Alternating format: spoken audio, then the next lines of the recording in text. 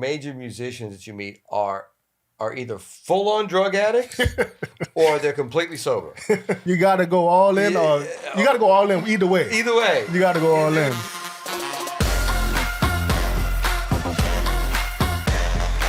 All right, guys. Thanks for joining us today on the Elation podcast, where we enjoy exhilarating euphoria through creation and collaboration. Today, we're here with Cav and Vick. How are you? Great. What's up? I like exhilarating euphoria. You like that? That's a vibe. That's a lot going on, but it's a vibe. Yeah, no, it's funny. I was trying to come up with a slogan because, I have the Elation logo, but I also have the double E logo, so it was like, how am I going to use the double E in like a term? And exhilarating euphoria is how I can describe my definition of elation. Euphoria is just such an interesting word. Oh, yeah. Especially for the creation process, Yeah.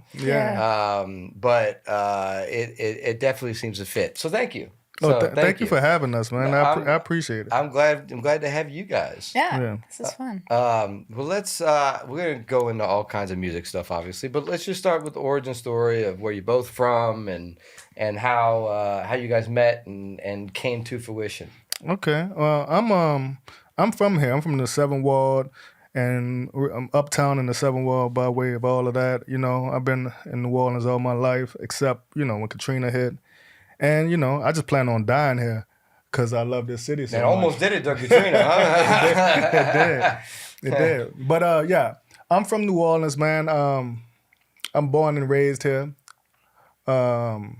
Is that the question? Is this where I'm from? Yeah, just where you're from. Tell me the high school. And, New Orleans always asks where you're from, but they ask where you went to school. I almost asked but that. It's not college. Yeah, facts. It's always high school. Where you went to high school. I almost asked that out there in the hole. She was showing us around, but she was like, "Yeah, I'm from New Orleans." Because I asked people where they're from now, because we have so many transplants in the city now. Right. I'm trying to see, like, okay, are you really from here? Really from here, yeah. And I was about to ask her what high school she was from, but I kind of refrained from that. But I went to McMain. Went to McMain.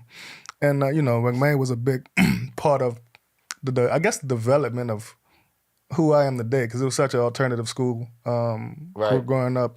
Growing up in this city, and it helped me a lot navigate how to deal with so many different type of people. You know what I'm saying? I hear you. No, yeah. I played football, so I went to Curtis for a little bit. Okay, word. And then I ended up moving to Florida, but yeah, I went to Curtis for freshman sophomore year. Curtis is in Metairie, right? Harahan. Okay. Yeah, so it's still I consider that Metairie. There's a lot of things considered Metairie. Yeah, we're close. But at the time I lived in Lakeview, so I was actually hindsight's 20/20. You don't realize these things when you make these decisions when you're young. I'm like, I want to play football for Curtis. Well, you don't realize you're the second earliest pickup on the bus route. So it's 6:30 in the morning. I'm on the bus riding to Curtis, picking everybody else up. Now, it sucked because I had to get up early. Yeah. But it actually was the best thing in the world for me because I got to do my homework on the way to school instead of dealing with it at night. Nice. So, because I was on the bus for an hour and a half. So, it definitely, it changed things. So, the dynamics of things. But anyway, I think high school down here really kind of... Yeah, high school is like what defines you down here, little kid. 100%. Yeah, that's a unique culture we have in New Orleans, I guess. Yeah. No, 100%, because when you ask somebody where you went to school, the initial thought is high school down here, not college. That's a fact. Which I don't know, maybe that's a bad educational spot. Maybe we're like, oh, well, nobody graduated college. We ain't even asking. It may be. I went to college for a year, or probably 2 years, and I was like, this is not, it's not the way for me. No. I was too much of an artist. So and I want to get your input soon, but the same thing for me. I went to college for I really went to college for about a half a semester. Okay, and I tried for about a half a semester, and then the other half I didn't try, and then you get called in before the next semester happens, and so I was in the car business before I went to college. I did college just to please the family type of thing, and I was making money and selling cars and doing things before I went to college. And I go to college and I had to stop some of that stuff. Yeah. And I'm sitting there like twiddling my thumbs, learning about crap I don't want to learn. And I'm like, I could be selling cars right now. And, I mean, yeah. and you get that bug in you, and it's Yeah. so college wasn't for me. So I basically just stopped going and started partying. And then half the semester I got called in, and they asked me why am I going to class. I tell them, and they go back to work. It literally was the answer the counselor gave me. It was a Ponzi scheme to me. I seen the financial decisions I was making with it. I was like, oh, I might have to pay this much and get this much. And I'm like, that's really not making too much sense. Well, that's why I got out. Well, making sense. I hate to sound like, I hope I don't sound stuck up saying this, but I'm going for business management was what I was going for, right? And I pull up one day and in the school, and I'm thankfully my family was semi well off, so I was driving a BMW, a nice car, and the guy, my teacher, pulls up in this shit brown Honda Civic from the '80s, and I'm sitting there thinking like, what are you gonna teach me about money? and I hate to be a dick about it, but it's like, what are you gonna teach me to help me progress in my life? And it kind of like got me on that kick of like, I just got to go out and learn it on my own. And like I said, I was making money before I went to college, so like you put all that together and you learn this shit that you're not gonna use, and you're like, I think I'm just gonna go back and work. That's actually our motto. It's DIY till you die. Yeah. You know? Yeah. I think that's a lot of New Orleans motto too, though. I agree. No, I agree. If we don't know a route, we figure it out. Facts. Right? That's how you have to get it down here because of how little the infrastructure is. No, 100%. You know what I'm saying? That's how we figured out how to boil crawfish. Yeah. I mean, the thought of pulling mud bugs out and boiling them. Let's make gold out of nothing. I never knew there was mud bugs until I never knew the idea what it meant by mud bugs until I was in the country for the pandemic. My homie had land out there about 2 hours away, and when it rained, they would get real soggy on the ground, and they would have these little puddles, and crawfish just jump on. I was like, oh, fucking like worms coming out the ground. Yeah. It was out the grass though. It wasn't out the water. So I'm like, okay, you got crawfish everywhere. Yeah. So. Yeah. No, it's crazy. But hey, we'll make gold out of anything down here. Facts. But let's talk about a little bit about your story. Sure. I'm originally from LA. Okay. Born and raised. What part? South Bay, South Central. Okay, because LA is crazy. So I spent 9 years in LA. Okay. But what part? Okay, so that's where it gets crazy because it's like LA's got so many different parts. Yeah. Of like, and then I feel like especially as a transient, you have to live in certain parts before you learn what part works for you. Well, where were you coming from? So I've come from here. Okay. So I started in North Hollywood. Okay. Then I had a studio on Burbank Boulevard. And then I ended up, the last 5 years I was out there, I ended up at 1600 Vine. Okay. And I had the live sound gig at the W there in Hollywood every Sunday. They did their jazz night. Yeah. I did the live sound there for 18 months. Cool. So that was kind of how I started Hollywood. I loved Hollywood more than anything. Okay. Only because I could get people to come to me. Because Hollywood's kind of centralized. Yeah. When I was in North Hollywood, I couldn't get anybody from downtown to come see me. Yeah. And when I was on Burbank, it was kind of the same situation. But when I was in Hollywood, I could get anybody from anywhere to come see me. Yeah. You're very centralized. That's a fact. Yeah. Yeah. If you're on the east side, you're not going to the beach. If you're on the west side, you're not going downtown. Yeah, no, 100%. No, and then and I still have a clothing store on the east side of 101 on Hollywood Boulevard. 5123 Hollywood is our clothing store. Cool. And we do kind of like one-on-one custom type stuff, as well as like Wu-Tang came in and we made a bunch of clothes for them to go on tour and stuff like that. So we kind of do some one-off stuff. You ever got packed out? Yeah. No, in LA, like the gang members ever packed you out? Oh, like, the gang members ever packed?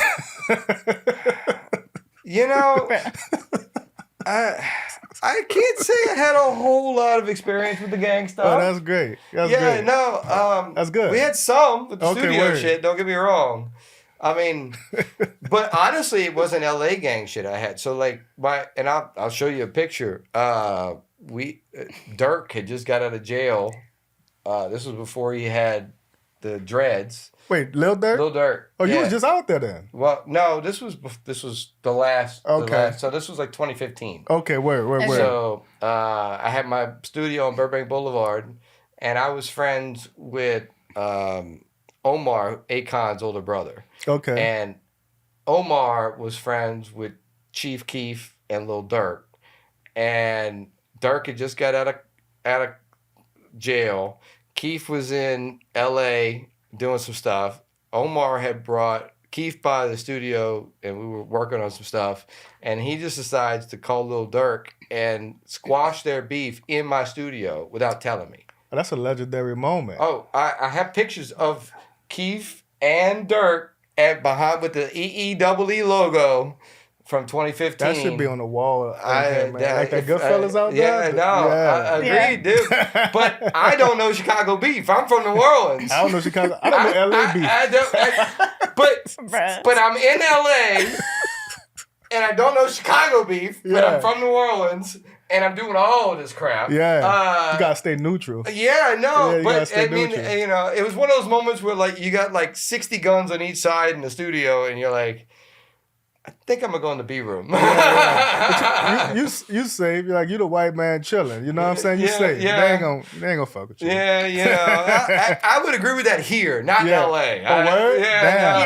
LA is a little different. You know, there is no last man standing. Like there's no safeguard anywhere in LA. It's a big city, man. It's like you got to think of it like that. Like, yeah, I've only been to LA once, and that's actually when we met. I've only been to LA once, and it wasn't. That was 5 years ago. Yeah, it wasn't my favorite city, but Vick tells me that had more charm to it. It was the pandemic. It was the pandemic. That doesn't count. We were completely shut down. So look, we can move on a little bit because I feel like we're tangenting on a bunch of shit. But, okay. I loved LA. It was the best thing I ever did for my career. 100% down to, 100% needed it in my career and where I was moving. And to this day, have some of my best friends that I've created that all started from that time frame in LA. And when I'm from LA, from the Valley. And, but coming from the South, going to LA was not the best personal decision because, and you understand LA dynamics. Yes. And now you understand New Orleans dynamics, which means we can walk Still learning, but we can walk in anywhere, in any bar, in any situation by ourselves, sit down at a bar and start a conversation with people we have no idea who's next to us. That's true. And have no thought process other than talking and finding out who you are. Yeah. Right? Mm-hmm. You do that in LA, you're the weird uncle that no one wants to talk to at the barbecue. Yeah. Okay? And so I go out there, I'm single, by myself, go out there, sit at a sports bar, watch a Saints game, start trying to talk to some people, and they're like, why the fuck are you talking to me? And they give you that vibe. Like, why? Don't say anything to me. Like, I don't know you. Like, this in Hollywood? What? This in Hollywood? This was North Hollywood, Burbank. I feel like this was everywhere. I don't know, different neighborhoods, but I got a different opinion of LA just as someone that's from there. Agreed. Yeah. No, agreed. But maybe you knew how to talk. I don't know. You know, like maybe they knew I was a tourist. You know, maybe they knew I wasn't from there. I don't know. But I just felt like that local organic conversation's harder to have. That sense of community that we had down here. Yeah. I think that's what I kind of got from a little bit. Like you said, I was on enough for a little bit, so I really didn't get the full extent of the LA energy. But my boy Bobby, who you saw the tour, did all the painting. Yeah. In the buildings next door. Yeah. So he does like Dave's Hot Chicken. He does all their franchises. Oh, cool. Like he does a lot of franchises out there. But I told him to give me adult Nickelodeon, and that's what he came up with. Okay. But mission accomplished. Yeah, mission accomplished. But Bobby's amazing. He's one of my best friends. I'm going out there on the 21st I'm his godfather of his first kid.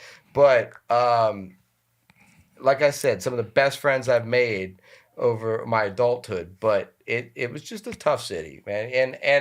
And I appreciate it being a tough city because I think New Orleans needs to adapt some of the toughness that Now you're talking. LA has, which going back to the business side of music, you know, New Orleans is an amazing place to cultivate creation and to cultivate talent and has a pool of people that I don't feel like is anywhere else really in the world of the talent that we have. 100%. It's a cultural epicenter of 100%. The U.S. But no one's cultivating it right now. No one's down here. Well, what do you mean by that? Okay, we don't have label buildings. We don't have publicists. We don't have marketing companies. We don't have real radio stations. We don't have. Like, you go to Nashville, you can walk into Sony. You can walk into a major, you know, radio station and pitch something. Well, you can't do that at iHeart down here because it's all corporate and no one necessarily cares about the local radio. WWOZ is different, but that is a very limited run of music you could run through that. Yeah. So like if you think about, you know, New York or LA or Miami or Atlanta, you can walk into any of these buildings and get way more progress than you can in the business city of New Orleans. Well, let me say this for two things. Because the first thing I asked when I came in here was this a radio station? But the main thing, like what happens down here is like they redline us for resources. Like I've worked with a lot of like corporations for our party because we kind of we are the epicenter of black culture when it comes to underground music. And a lot of entities want to be a part of that. They want to be a part of that, but they don't want to put in the money that it takes to really push that. Like if our party was in New York, the budget would be totally different. If my party was in LA, the budget would be totally different. But since it's a black city, and they believe we don't understand business or we don't have that infrastructure. Okay, so not to cut you off, I don't think it's just because it's a black city. Well, let me cut the black part out. Because this room right here. Okay, this is a great example. Yeah. Okay, this room right here is $1,500 an hour in LA. Exactly how it sits. Yeah. I can't sell for $350 an hour here. Not at all. Yeah. Okay, so it has nothing to do with anybody outside of the city. All right, so let me scale back for you. My part by saying it's a black city is how they regulate the resources. But outside of it being a black city, I agree with that. So let's say I agree with you on the part of infrastructure. Like that's what me and Vick and my partner Chill, who's not here right now, are doing. We're trying to build infrastructure in the city, but they need to have multiple facets. Like you said, they have like right here, what I see behind, you have a small team. You know, everybody can't be on the mic. You know, they need somebody documenting, archiving what's going on. We need somebody writing. I couldn't be on the mic without them. Facts. It's fucking hard. I would not do this without them. It's fucking hard, right? Yeah, no. You need somebody documenting. We are in the process of looking for somebody to write like when they had Vibe or The Source, write what's going on in the community. You need young kids not trying to be DJs or all trying to be in front of the thing. I kind of just fell into DJing, to be honest with you, because I was doing it with my cousin. But then it just happened to pick up steam in the community. But well, there used to be multiple DJ magazines down here too. Like let me know about them. God, I forget the names of them. But I'm talking like this was like so like I got into DJing way before I got into production. I was probably like 19. I had two 12 Technique. Yeah, that's how I started too. And started with vinyl, but all house music, like deep house music. I don't know if you know, the guy who taught me how to DJ was a resident DJ at some of the strip clubs when I was a kid. But Marshall Monica. I'm not familiar. Okay. But this probably before Katrina? Yeah, this before my time. I started DJing in 2011. Like 04, 05-ish. All right, before. Yeah. So, I mean, I know about like State Palace and they had a bigger scene and that scene just died. It washed away. But there's a real urge and a real like resurgence of what's going on in electronic music in general. And people are hungry for that, but cultivating that is a methodical business. Like, you know what I'm saying? Like, a lot of the shit we do and a lot of shit I've done, like I said, is DIY till you die. I got it out the mud and it got off the ground. And then once I realized, oh, this has to be a structured business, then I seen, okay, they need pieces in place to make the cogs on this wheel roll, right? So, like, there's a lot of things in place. Like, this is a beautiful space. There's a lot of things in place that kids need access to. I really didn't even know this existed until today. Right. You know what I'm saying? Right. And like you said, you can't rent this for $1,500. You got, like, you know where you're at. You know, if you are getting $350, right. You know what I'm saying? And I know homies that pay that, but that's people that's been in the game for a long time. Yeah, right now my $350 is going to labels that don't want to pay the $1,500 in LA. They're sending me work from LA. I'll go Esplanade. Yeah, you know right. what I'm saying? Yeah. And that's just like it's a harsh Although reality. Esplanade can't do this. No, they don't have a Dolby room. Yeah, and I know Trey is working on building one, but they don't have this. They don't have the space to build the 9.6. So they're working on it. But it's just a harsh reality of where we at with infrastructure in this city. So, like, but you have to have people invest in the infrastructure. Like, that's you gotta have money to do that. Yeah, and you know that's. But you have to have people to believe. Do you think that's here? Well, I'm here. I know you're here. I'm here. Listen, I spent 9 years in LA. I was coming back and forth, visiting family, my dad and everybody, coming back, and you know, in LA.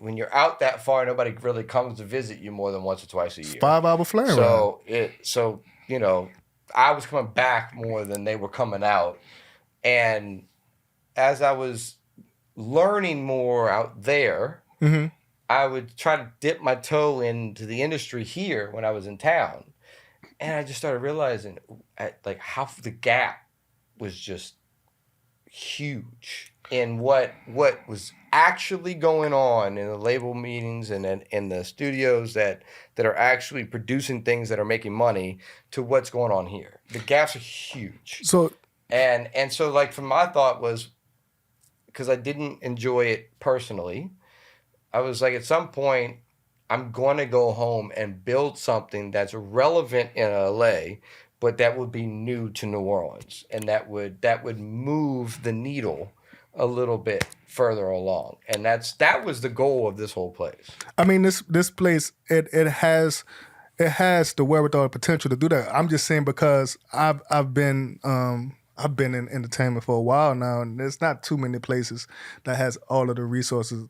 It's like this. New York has a building like this, and it's cheap. Yeah, you know what I'm saying? Yeah. But to be frankly, like when I met Vick, you know, Vick comes from like studio productions and all that shit, and I was showing her what I do down here, and really how we connected was her expertise in just video and design, and just being on the creative side, and what I already cultivated in the community. So it was like I needed somebody, like you said, you couldn't be on the mic without that. It just helped me.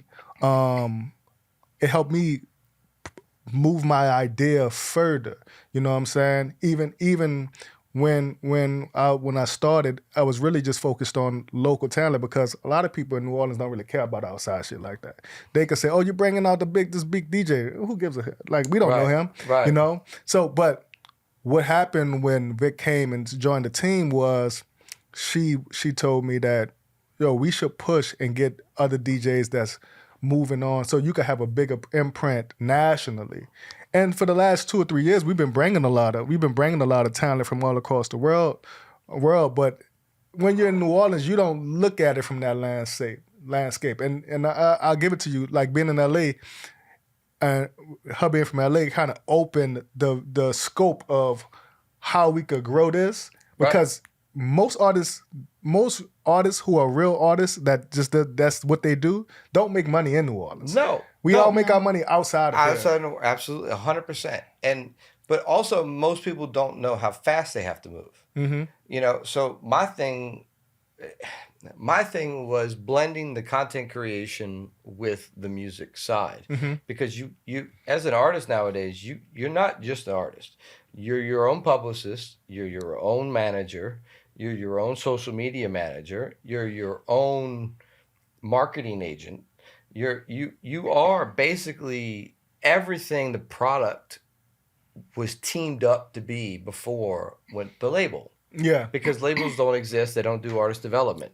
So if you have to show all of those moments before a label is going to come grab you nowadays. Yeah, you have to be already running the play. Yeah, you know, so... And then you might as well keep the whole bill at that point. Right. So, I mean, they basically made themselves null and void by not doing the work, which was artist development, that they used to do before. You know? And I mean, like...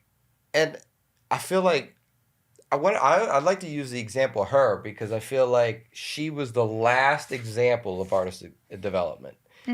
Sony has kept her under wraps for 6 years. She's been signed to Sony since she was a kid. But they didn't release her until the moment that they could blow her up. It was the right moment. She was the right artist. Like it was that right moment. They'd been developing her for years. She'd been writing for years. Everybody knew her in the industry. It was like that right moment. That's artist development. They haven't done that. It seemed like it costs. It's not a business. It seemed like it's not a smart business decision for them anymore. Well, no, because it costs too much. Yeah, Right. It costs too much. Yeah. You know, and I understand some of that, but music costs money. Like, does. Like experimentation costs money. Like, I'm sorry, but like, you know, tape decks cost money, and back then it used to cost money. If they screwed the recording up, they had to pay for a new tape deck. Like it's the same shit. They just don't want to pay for that moment, because they know that if they hold back, they're going to be able to sign someone who's done all that work already and make it seem like they did all that work and move things forward. But it took a lot of the, I don't know how to truly explain it, but it took a lot of the art out of the creation process by looking at just data and focusing on the social media stuff and all that. So I feel like, it's labels have basically put themselves out of business by not jumping on the train of creativity. And I think streaming platforms also devalues the end result, Well, devalues the art itself. everything. Exactly. And so Everything. if you're not going to even value, if the label is not going to value what you're creating. But they own the streaming services. Let's not get that twisted. Spotify is owned by 30% Universal. Sure. You know? Either way, whether they own it or not, if you're not going to have the respect for the art form to say what it's worth to the public, then how can you expect people to be willing to pay for it? Well, and also, honestly, I kind of turned both sides of my brain on when I got into art. I was like, okay, this could just be a vehicle for me to really get to the other things that I want to do in the field. Well, music used to be the product. Now it's the marketing plan to the product. That's exactly what it is now. Yeah. The whole, I was thinking about this, like working out this morning. I'm like, if you going on data and charts from the last 40 years, all of that shit is null and void now, because technology moves too fast and we are in a different age of how we consume everything. We're not consuming music the same. You're not going to buy it on a CD. You're not rolling weed on a CD cover anymore. Right. You're not you don't have that physical, emotional attachment to it. You're not taking time with it. Right. So people want to be engaged with the personality, and quite frankly, you have to be able to whore yourself out to some degree and be on the internet all day if you want to be relevant. Or you could play the mysterious card, but that doesn't really exist in TikTok era. J. Cole was the last one to do it. Yeah, you got Frank Ocean too. Yeah. That's true. That's true. Forget about Frank. I love Frank. Forget about Frank. And that's the reason I forget about Frank. He wants me to forget about Frank, right? Because he's chilling. He might pop up on his Instagram. But yeah. But but see, it's very difficult to navigate this if you're thinking from how shit was 10, 15, 20 years ago. You have to navigate it from a totally different perspective of how, like, I see that's one of you, like, I'll say like this, right? There's this new shit called soft clubbing right now. Don't call it that. But that's what they put an article. Like soft porn, just saying. But Cinemax is all into this. It's essentially a day party because Gen Z doesn't drink as much as millennials do. God. But it's a day party where people are having coffee while they're drinking or day raves. Now, soft clubbing ain't no fucking new term, right? It's a picnic, basically. It's called the hangover party. It's basically, it's like, and where do you go to after bed in Miami? You go to this place. That's soft party. Soft clubbing. Soft clubbing. But they just branded it something different, which I totally agree. I think people should be health conscious. If you like, in this field, you got to kind of be health conscious or you're going to just die if you want to sustain. You're going to have a heart attack when you're 51. You know what I'm saying? Well, that's why it's funny. Most DJs you meet or major musicians that you meet are either full-on drug addicts or they're completely sober. There's no in between. Yeah. They're like, I haven't found an in between yet. You got to go all in, or you got to go all in either way. Either way, you got to go all in. There's no. I'm gonna be social about it. No. It's because you can't be social about it because you do it every night. Yeah. So like, it either becomes a habit, or it doesn't become a habit.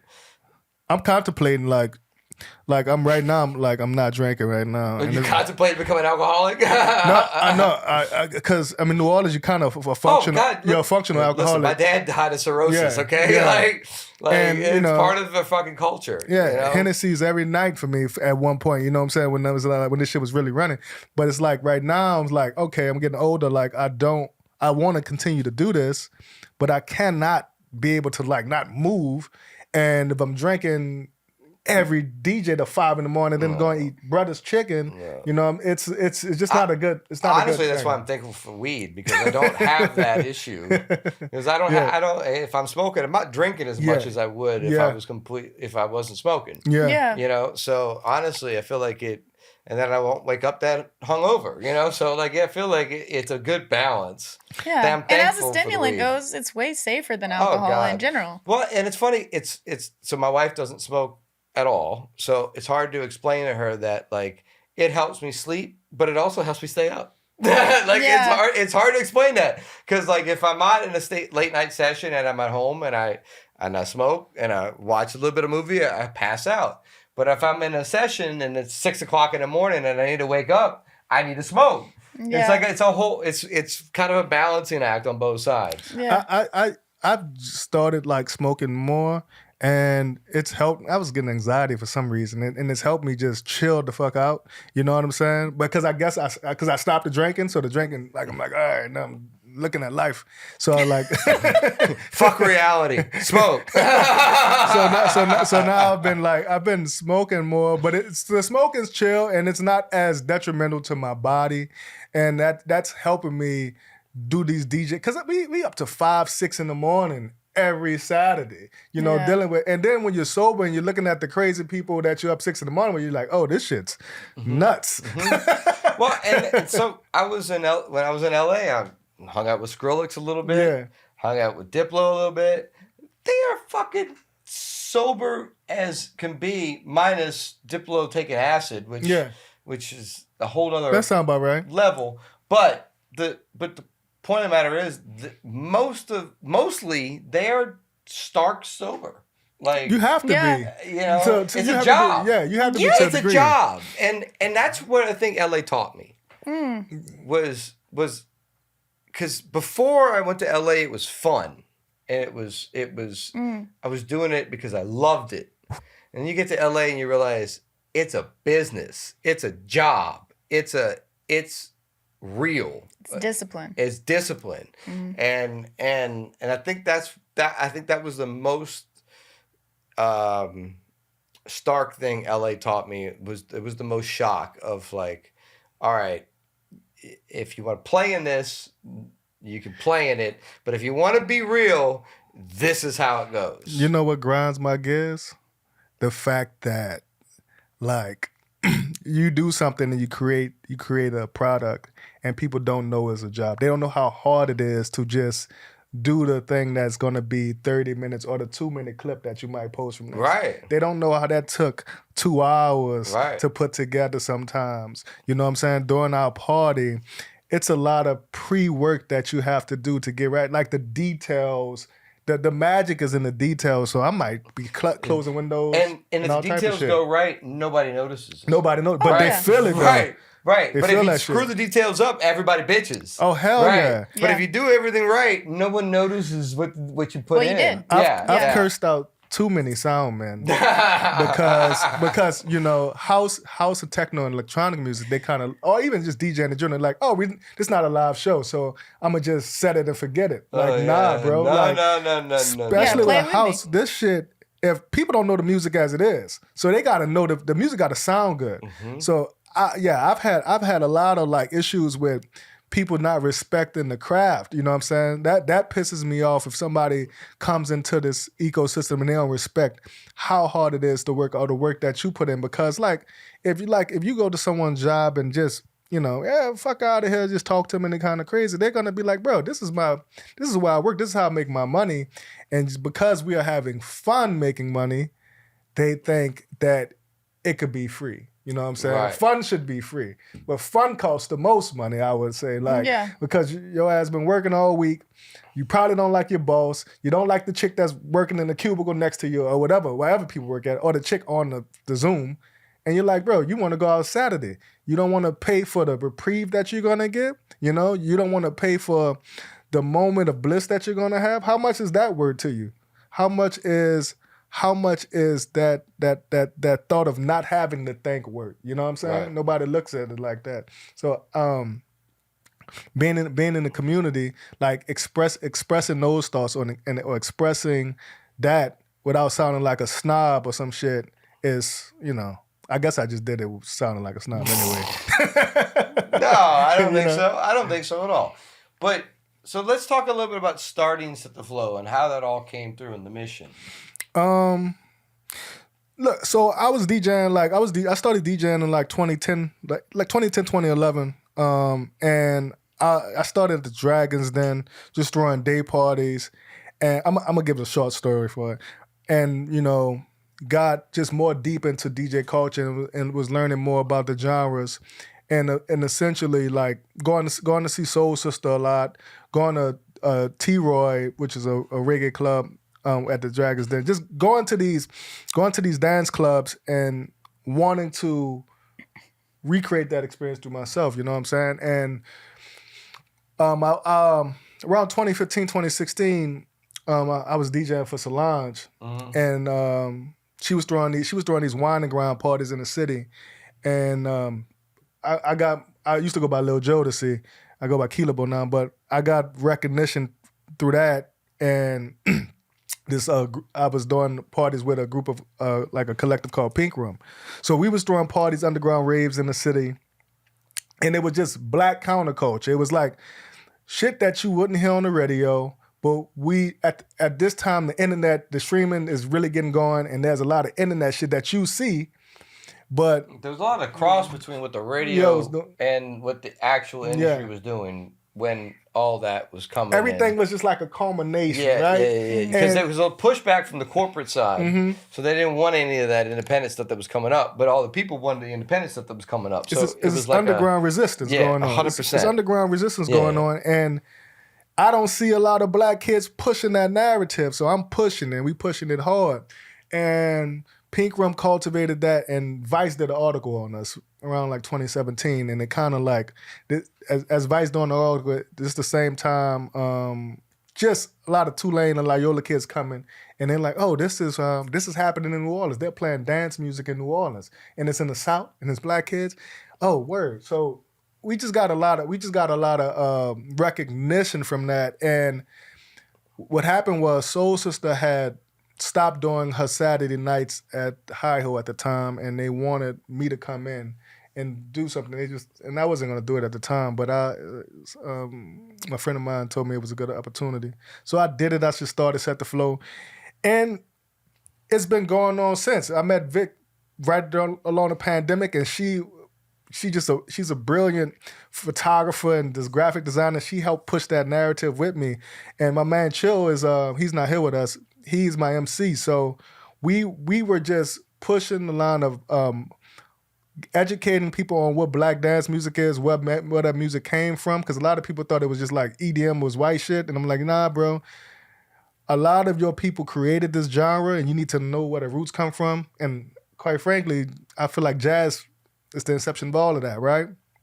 So almost all music. All music. So and then I get egotistical and be like, well, all that shit come from New Orleans anyway. You know what I'm saying? Yep, we stuck in a Memphis chapter in the Grammy Association. Don't get me started. So our mission is really just like, our mission is really bringing people together, being a neutral ground for all walks of life, and also the education part of it, and just trying to build infrastructure and build this and layer it out, you know? Once you see it from the ground level, I'm looking around, I'm like, from what you said earlier, you're right. There's no publicists here. There's no labels here. There's nothing. I mean, the closest thing to the label is probably Jet Lag. Currency ain't doing nothing. And I love Currency. No disrespect. You know? But that ain't moving right now. But so, hey, Juvie's got his new label, UTP, started again. And, you know, maybe but they ain't doing nothing. But to be quite frankly, those are the two prominent hip-hop. We can't just hang our hat on No Limit and Cash Money. You know what I'm saying? We created music now. I know. American music in New Orleans. But when's been the last relevant label come out of this thing? Nah, that's what I'm trying to say. Right. No Limit and Cash Money. Because they left. You know? They did leave. They left. You're right. They left. That's my biggest gripe. And look, and I'm close with everybody. Like, Juvie's got an office here, like in the building. Like, I'm close with the Cash Money guys. Silk was in my wedding, so like I'm close with the No Limit guys. They left and never came back and never cultivated. And that's always been my biggest gripe about all of them. Is it's like, you know, you go to New York. You've got the Rockefeller Building. You've got some of the labels that were built in New York. You've got their label building. You go to Atlanta, you got the QC building. You go to LA, you've got the Capitol and the record buildings that were built there for that and started there. And we should have a Cash Money building or a No Limit building that we walk into and we have the ability to reach out to the marketplace. And it just sucks that they left us because they were the only ones with the key at that moment. Do you think if Katrina wouldn't have happened that... I think so, not to cut you off. No, I'm asking. Cash Money was already on its way out. Miami screwed up Wayne and all that. Like, I don't blame him. Like, go see all the blondes you want in fucking Miami. Like, I get it. Like, go to Miami. But what they left here was buying a Howard Johnson in the hood and never helping it, never fixing it up, and creating that as their artist development camp. And it was roaches, and I mean, I've been there. It was a nightmare. I mean, you pour bottles of liquor on the floor. Nobody gave a shit. It was not a fun place to be, and it was in a bad area. And it's like you're not giving the city the roots that it needs to continue after we gave you the support to go get the national. You saying they had a Howard they bought a Howard. You didn't know that? No. They bought a Howard. Yeah, Wayne bought a Howard Johnson in like the hood. Wait, in the Metro or Uptown? No, somewhere uptown, and outfitted the whole thing like every other room was a studio. Word, that's crazy. I didn't know that. That's good history. Yeah, but. I mean, nothing happened from it. Yeah. Like, well, you do need the people that's gonna be the business, the suits, right? The suits to get the shit done. None of the structure that they got from Universal and from Capitol and from Priority, none of the structure that they got came down here to help cultivate, and that is the number one problem. And yeah, I do think Katrina played a role in it, but I think they were on their way out before. And I think Katrina was the Like, all right, what? I can't. Nobody's gonna argue with me now if I leave. Yeah, I get that. And infrastructure is. Yeah. Well, I was just gonna say, I feel like it kind of goes back to what you were talking about earlier with the redlining that happens, both like from a political level, but also from an industry level that happens down here in the South, which is one thing that goes back to the mission of Set de Flo, which is really, continuing Black legacy in the underground, but highlighting what is happening in the South in that area anyway, because that's not being pushed out to the rest of the country. Like, people that aren't in the South don't know what's going on in the South. Right. Like, they don't. And so I think even if we're thinking about like the expectation of people that are in entertainment roles to do a lot of work that has to happen beyond what they can do in those positions, it comes back to like, all right, well, where are we getting resources to be able to set these things up? If they can't take that on, how are we able to do that down here? Well, and that's kind of what we're focused on. And I'll say that I put myself in that position by building this building. Okay, like I put myself in if I build it, they will come mode. And yeah, it's happened to a point, but it's not easy process. And that's why we call it a labor of love. There is no help, and it's a true wild west of style of what are we putting together here in the city? Like, what are we doing? Like, who's making money? Like, how are we making money? Like, what is going on? How are we going to continue this long, like, in a longevity sense other than just doing gigs? So you started this in the middle of the pandemic. So Elation actually started in LA. Okay. So Elation started on Burbank Boulevard. I had a 5,000 square foot spot on Burbank Boulevard. And I started running camps for Beyonce and for Chris Brown, Molly Mall, Bieber, all the LA the crew, the whole crew. And we were doing writing camps and stuff for them. And Rob Knox, which is Justin Timberlake, and Malik Yusuf, all those guys. So that's where I really cut my teeth in LA, was doing all of those camps. And in doing those camps at the studio, I realized that I've learned a lot about the creation process and how it's actually it's mostly not the artist. It's the team behind the artist that is presenting the artist with things to sing or to promote. But it just, I don't know, it really highlighted some of the gray areas, if that makes sense, of where money isn't made in the music. And it made me think, okay, well, if I go home and build something that people aren't used to, but I can create a wave that not only helps them save on budgets to, like, so you've seen the place. So like you can, my thing is you can book the A room for a couple hours, and then when you're done recording, you can walk into the next room on the white wall and film all the promo for what you just recorded. Or you could do everything. So when you leave with the promotion and the song itself. So you're already ahead of where you're at. It's moving faster. And that is the sense I think LA was really embedded in me. It was move faster and not hold anything on your computer. Those were the two things that, like, if you film it, edit it, get that bitch out. No holding it. Especially film, because film you get hold on. You don't look the same anymore, or you changed your process, or like there's, or somebody in the video now you're not friends with, they don't want to let you put your video out anymore. Like if you don't handle all that stuff up front and streamlined and moving forward, like in a business sense from the beginning, it clogs the wheel up. No, most definitely. And so I don't know, man. I just really want independent artists to figure out that they have to learn what's going on everywhere else to apply it here. You don't have to leave here if you apply the right business acumen and the right creativity Well, your brand. And the thing is, in order to learn those things, you have to go into an environment where it already exists. Right.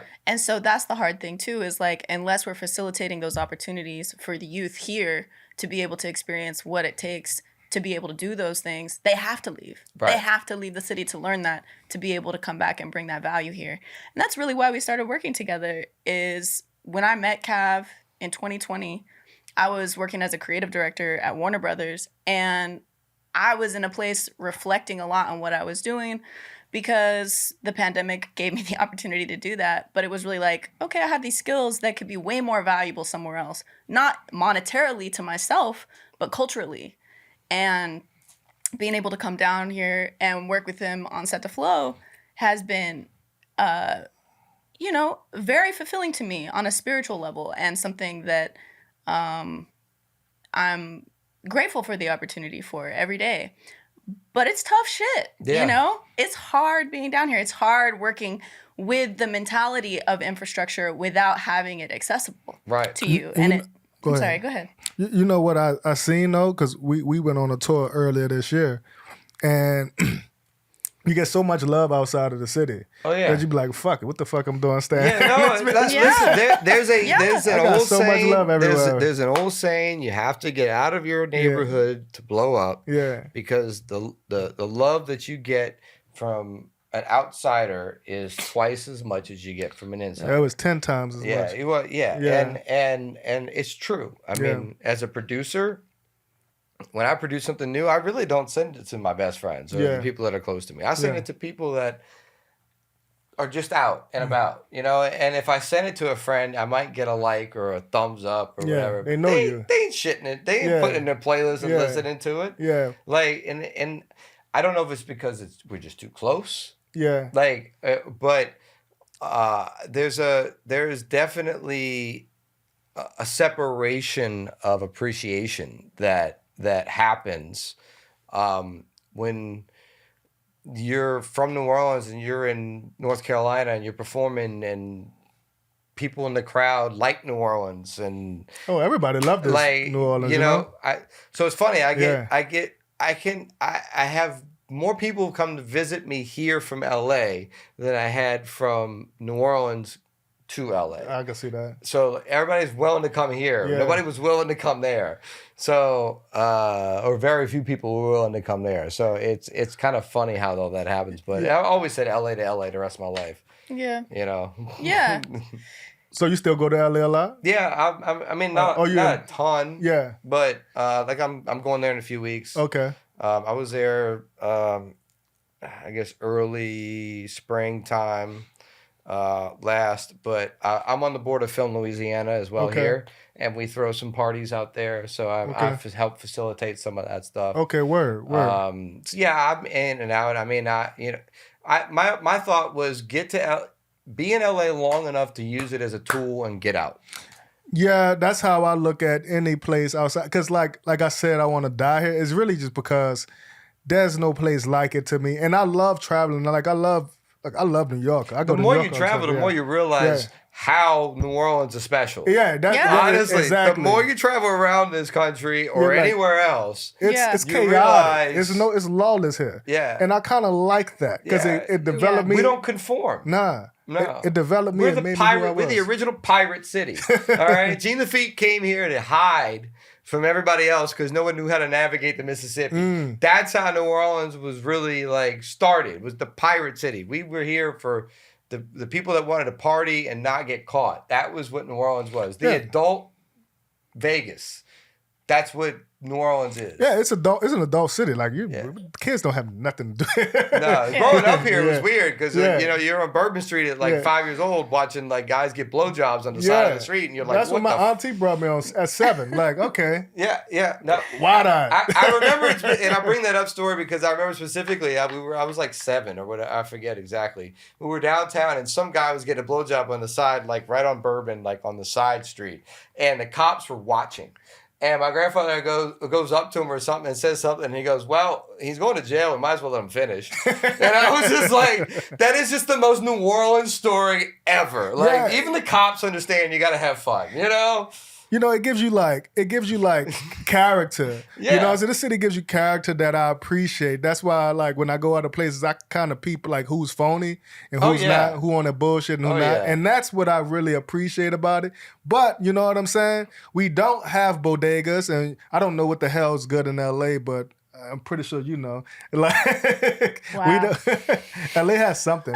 But you know, we don't have nothing here but culture, and that's something that you really can't buy. You know what I'm saying? You really just got to experience that. But the lack of is it's brutal when you're an artist and you're doing this out of labor love. I can even hear the pain in your voice sometimes, like, shit, these motherfuckers not tapping in with me. Yeah, but you know what I'm saying? 100%. It's hard, but you have to love it to do this shit. 100%. Yeah. But I will say this about LA. Give us some grace. I love the people that are from LA. Yeah. More than the people who moved to LA. Oh, that's what you. So do we. Me. So, like my friends that stayed, my friends were people that were from LA. Yeah. The transients were. The transients are what bring the fake experience that people talk about with LA, in my personal opinion. Yeah. I think another thing too, what we were just talking about, that's more of like a universal experience that's relevant to kind of what we experience with cultural exports in general too, is just that it's hard to appreciate stuff that you already have. Right. Right. So like, you know, if you have access to just the art of a genius, but you see it all the time, or it's there every Saturday, like, well, okay, I can come next Saturday. Or I can go surfing in the morning and get up in the mountains and ski by the afternoon. Like, that's something that is not appreciated by many places, but LA, you can handle that. You can go surfing in LA and then get to Big Bear by the afternoon and snowboard.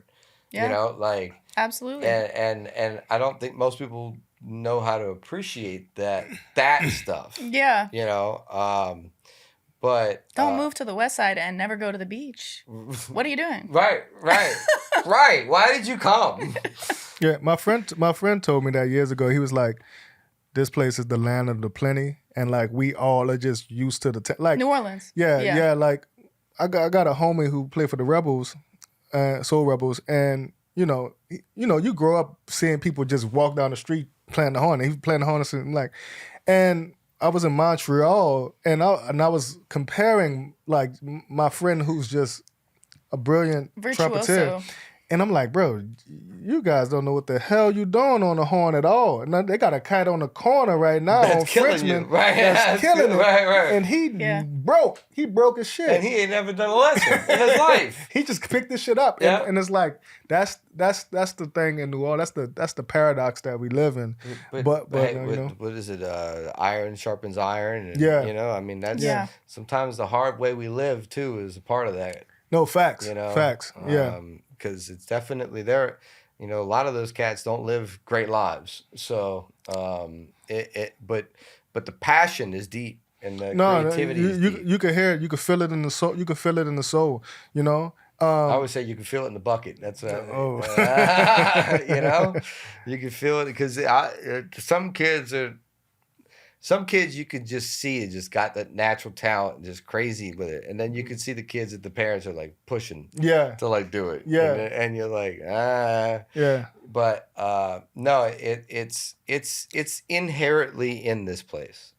Yeah, it's something special. That's why I want to give back. And that's why I want to, I mean, like, I kudos to you for building this place. But it's important to give back. Because honestly, when I kind of started getting into my career DJing and entertainment as well, everybody was like, bro, why don't you leave? You're way better than the city. I'm like, bro, if I leave, then who the fuck is going to do what I'm trying to do? You know what I'm saying? So, but, you know, it's a labor of love at the same time. But you have to be intentional about what you're doing. No, and you have to have a purpose to it. Yeah, Like going to another city and doing music is fun. Yeah. But there's no purpose to it. Yeah. You know, at that point, I'm just chasing something. It's just chasing something, and it's a dream that may or may never get realized. Yeah. And what I realized in LA was I'll never own anything.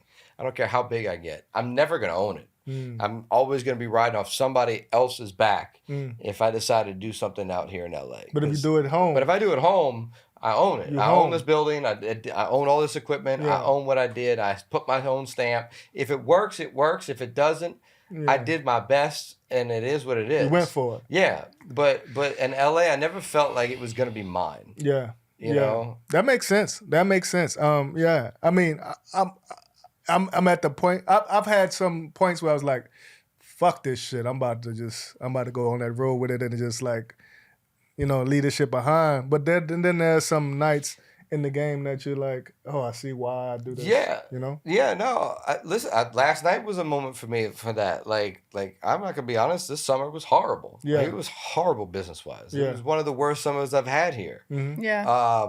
And the last few weeks have been great. They've crazy phone calls off and on, but I get a call and it's never with any amount of time to prepare. Of course, so, of course. I get a call yesterday morning from Juvenile and who's got an office here, and he said, "Hey, look, I want to throw my listening party at the studio." Great. When you want to do it? Tonight. Okay.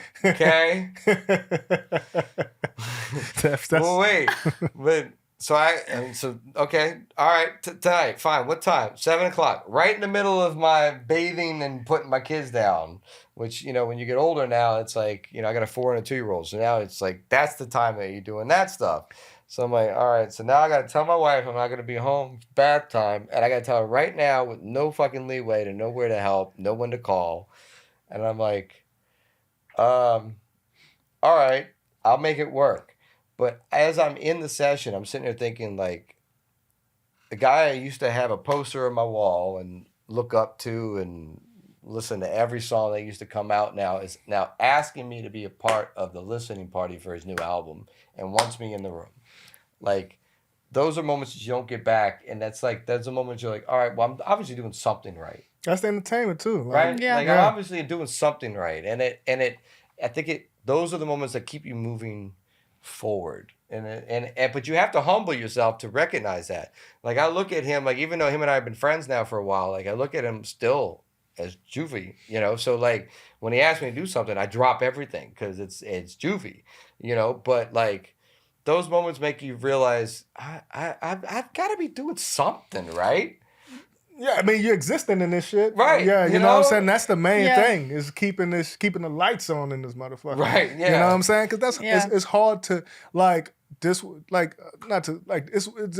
last year was a difficult year, very difficult year for the party and just what was going on in the city and just getting out of that and realizing, okay, I haven't worked for nobody since I got fired 13 years ago, right? And I look at, okay, I'm fucking playing music for people. This is what I want to do. Regardless how hard it is, this is what I want to do. What the hell can I even go back to? Right. You know what I'm saying? Go sell life insurance? Right. Well, most people don't understand about entrepreneurship, which is what music is. Yeah. Is you don't work for anybody, you work for everybody. Yeah. So it's a whole different aspect. Yeah. So every moment is your problem. Yeah. So whether it's good or it's bad, it's still your problem. Oh yeah. So but you got to be willing to take that on and do stuff and maneuver around the way you guys are moving around. But we appreciate you guys doing the work you're doing and keeping things moving forward. No, I appreciate you, man. I appreciate you. I appreciate your story and just how it gives me insight on. I like to see how people who navigate this game. I like to hear how they do it. We all have our own story. Yeah, because everybody's got to maneuver the way that their position is and what comes at them and what opportunities get thrown at them and what ones they lose and there's a lot of ups and downs. So we all have our own personal story. And it's never easy. I wouldn't have pitted you just by looking at you that what rooms you was in. You know what I'm saying? And that's always interesting too. Like seeing people and like, okay, you got a full story. You know what I'm saying? Yeah. I didn't just land here. Yeah, totally. That brings me back to your professor who's in the beater car. It's like, some of the wealthiest people I've ever met in my life drive beater cars. Yeah, well, so and you're can't right. Always judge. And you're right, 100%. But I am gonna judge you if you're teaching me. I'm sorry.